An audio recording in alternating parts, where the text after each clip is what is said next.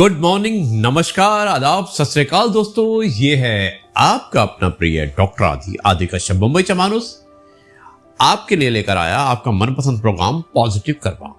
दोस्तों आज episode number है 1747। एक बहुत अच्छी कहानी है जिसका शीर्षक है बैंगन चोर। बैंगन चोर यानी कि ब्रिंजल को जो चोरी करता है। मुझे उम्मीद है कि ये कहानी आपको पसंद आएगी। शनिवार का दिन है, वीकेंड है, आप अपने परिवार के साथ चाय की चुस्कियां ले रहे होंगे। ज्यादा समय नहीं लूंगा, शुरुआत करता हूं इस कहानी की और उसके बाद करते हैं एक छोटा सा विश्लेषण कि आपको ये कहानी कैसी लगी। मिलते हैं छोटे से ब्रेक के बाद। बैंगन की चोरी। आज की कहानी शुरुआत करता हूं इस कहानी की कुछ इस प्रकार। बहुत पुरानी बात है कि एक राज्य में एक राजा राज्य करता था। राजा के महल के पास सब्जी का बागान था और राजा के महल की सब्जियां इसी बागान से जाती थी। राजा को बैंगन बहुत पसंद था। राजा ने नए किस्म के प्रजाति का बैंगन अपने बागान में लगवाया और जब बैंगन की फसल आई तब राजा ने सोचा कि बैंगन का भरता और बाटी का खाना रखा जाए जिसमें महल के सभी मंत्री, सैनिक और कर्मचारी शामिल होंगे। रसोइयों ने बड़े जतन से बैंगन का भरता और बाटी बनाई। खाना बहुत स्वादिष्ट था। राजा सहित महल के सभी लोगों ने जी भर के बैंगन का भरता और बाटी का मजा लिया। राजा का एक प्रिय मंत्री था और उसे भी बैंगन का भरता और बाटी बहुत पसंद आए। उसने कुछ खाना खाया और अपने घर के लिए भी रख लिया। मंत्री जब अपने घर पहुंचा तो उसने खाना अपनी पत्नी को भी चखाया। मंत्री की पत्नी को भी बैंगन का भरता और बाटी बहुत पसंद आए। अब खाना खत्म हो गया लेकिन उसका जी नहीं भरा।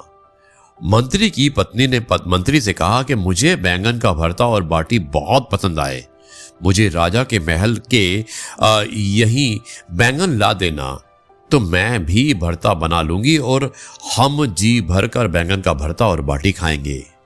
मंत्री को पता था कि राजा को बैंगन बहुत पसंद है और अगर कोई महल के बैंगन की चोरी करता है तो राजा उसे कठोर सजा देगा।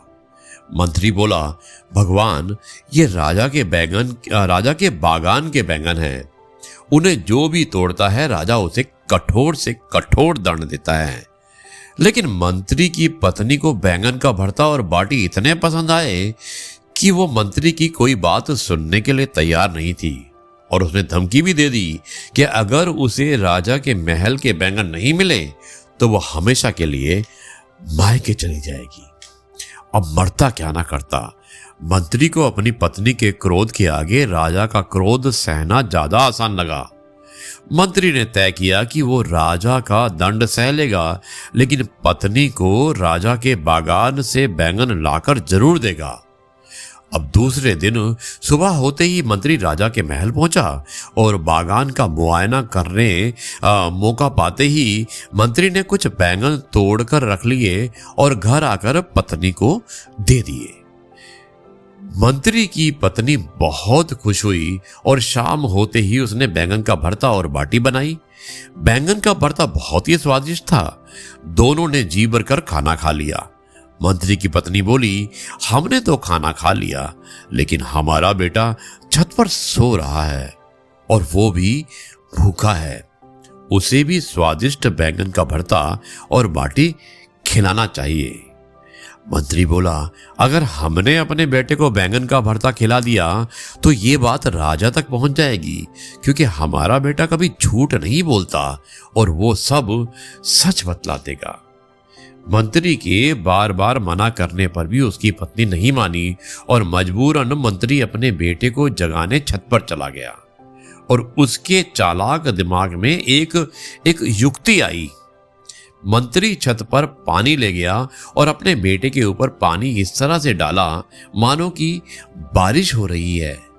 मंत्री ने अपने लड़के को जगाया और बोला कि बेटा, बहुत तेज बारिश हो रही है, जल्दी से अंदर चलो। अब मंत्री अपने बेटे को लेकर सीधा नीचे चला गया और उसके कपड़े बदलकर बैंगन का भरता और बाटी खिलाई और खाना लड़के को बहुत स्वादिष्ट लगा। दूसरे दिन राजा को यह बात पता चल गई कि कोई उसके महल के बैंगन चोरी कर ले गया है। ये देखकर राजा को बहुत गुस्सा आया और उसने अपने सैनिकों को चोर को ढूंढकर लाने का आदेश दिया। अब सैनिकों ने पतासाजी करी तो पता लगा कि सुबह मंत्री जी बागान में आए थे। ये बात राजा को बतलाई और राजा ने मंत्री को बुलाकर कहा कि मंत्री तुमने ऐसा क्यों किया, क्योंकि राजा को उस पर शक था। मंत्री राजा के पास पहुंचा तो राजा ने उससे पूछा कि भाई क्या उसने बैंगन की चोरी की है महल से।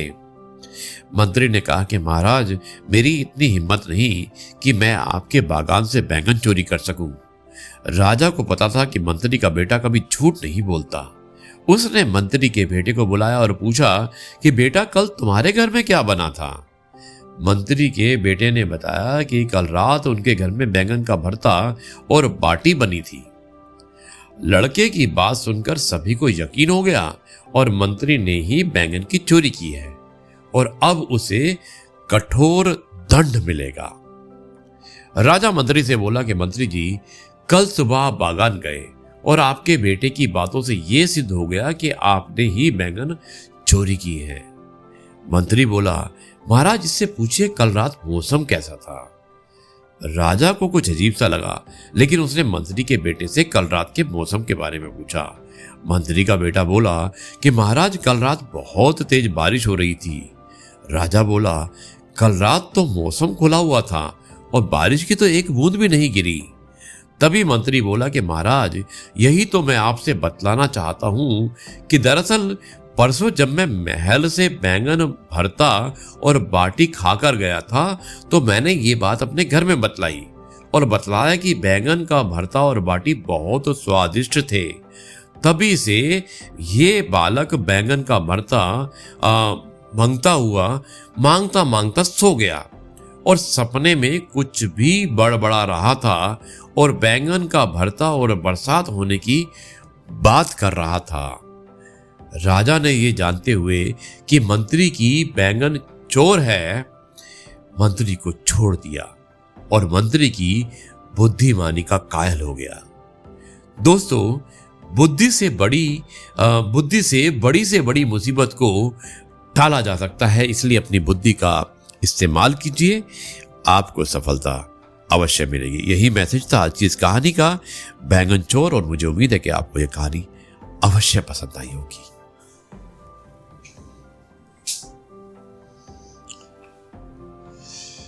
जी हाँ दोस्तों, कैसी लगी ये कहानी आपको बैंगन चोर, जिसमें आपने देखा कि एक राजा को बागानी का शौक था। उसके बाग में बैंगन की खेती हुई और उसने एक दिन बैंगन के भरते के साथ में रोटी की एक पार्टी रखी, उसमें सबको बुलाया। उसमें उसका एक दरबारी था। दरबारी को भी बैंगन बहुत पसंद आया और उसने चोरी से थोड़ा सा बैंगन की सब्जी और रोटी अपने साथ में लेके गया। जब वो घर पहुंचा तो घर पहुंचने पर उसकी पत्नी को बैंगन बहुत पसंद आया और उसने मंत्री से कहा कि मुझे तो बैंगन की सब्जी दोबारा खानी है। लेकिन राजा का जो दरबारी था उसे पता था कि अगर वो चोरी करके बैंगन लेके आता है तो राजा को मालूम चल जाएगा। लेकिन उसकी पत्नी ने उसकी एक भी नहीं सुनी और जिद करके उससे बैंगन की डिमांड की। दोस्तों वो वहां पे खेत में गया, उसने किसी तरह से बैंगन की चोरी की, अपने घर में लाया और अपनी पत्नी को खाना खिला दिया। लेकिन पत्नी ने जब खाना खाया तो पत्नी ने बोला कि अभी हमारा बेटा भी खाना चाहता है। बेटा छत के ऊपर सो रहा था, लेकिन उस दरबारी ने मंत्री ने उससे कहा कि भाई बेटे को अगर हम खाना खिलाते हैं तो बेटा हमेशा सच बोलता है, वो सच बता देगा और राजा को मालूम चल जाएगा। लेकिन पत्नी ने कहा कि नहीं, मुझे बेटे को खिलाना है। अब दरबारी ने एक योजना अपने मन में रची और वो ऊपर गया, थोड़ा पानी सोते हुए बेटे के मुंह पर डाल दिया और बेटे को बोला कि देखो बारिश आ रही है, तुम नीचे आ जाओ। और जब उसका बेटा नीचे आया तो उसे बैंगन की सब्जी खिलाई। लड़के को बैंगन की सब्जी बहुत पसंद आई। अब राजा को मालूम चल गया कि बैंगन जो है, बैंगन की चोरी हो चुकी है। उसने मालूम करने के लिए अपने लोगों को भेजा। उन्होंने मालूम किया और मालूम चला कि उसका जो मंत्री था उसने बैंगन की चोरी की थी। अब राजा ने जब मंत्री से पूछा तो उसने मना कर दिया। तो राजा ने कहा कि इसका बेटा झूठ नहीं बोलता है, चलो हम इसके बेटे को बुलाते हैं। अब बेटे को बुलाया तो बेटे ने बोला कि हाँ, मैंने बैंगन की सब्जी खाई थी। अब राजा ने कहा कि मंत्री जी बताइए, आपका बेटा कह रहा है कि उसने बैंगन की सब्जी खाई है और आप कहते हैं कि आपने बैंगन की चोरी नहीं की है, सच क्या है, इससे पहले कि मैं आपको दंड दूं। तो मंत्री ने कहा कि राजा जी, आप मेरे बेटे से पूछिए कि कल रात को क्या बारिश आई थी। राजा ने उसके बेटे से पूछा, क्योंकि राजा को मालूम था कि उसका बेटा हमेशा सच बोलता है।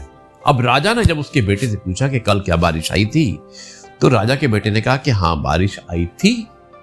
अब ये सुनकर राजा का जो मंत्री था उसने कहा कि देखिए, कल बारिश आई थी क्या? तो राजा ने कहा कल बारिश तो नहीं आई थी। तो राजा के मंत्री ने कहा कि ये इसी तरह से सपने में कुछ ना कुछ बड़बड़ाता रहता है, ना बारिश आई थी और ना ही बैंगन की चोरी की गई थी, ना इसने कुछ बैंगन का भरता खाया था। राजा उस मंत्री की इस बात को मान लेता है और उस मंत्री को सजा नहीं देता है, लेकिन राजा मंत्री से कहता है कि तुम बहुत चतुर हो और मैं तुम्हारी चतुराई से बहुत खुश हूं। मुझे मालूम है कि तुमने बैंगन की चोरी की थी, लेकिन तुमने बहुत ही होशियारी से अपने बेटे के मुंह से ये कहलवा दिया कि कल बारिश हुई थी, जबकि बारिश नहीं हुई थी। और क्योंकि तुम्हारा बेटा हमेशा सच बोलता है, तुमने क्या चतुराई की है मुझे नहीं पता है, लेकिन अब मैं तुम्हें सजा नहीं दूंगा। और इस बात पर राजा भी बहुत खुश था। तो दोस्तों, ये थी कहानी बैंगन की चोरी। मुझे उम्मीद है कि आपको पसंद आई होगी। अब मैं कल एक बार फिर से कुछ नई कहानी को लेके आता हूं। तब तक के लिए आपसे कहता हूं जय गुरु जी, शुक्राना गुरु जी।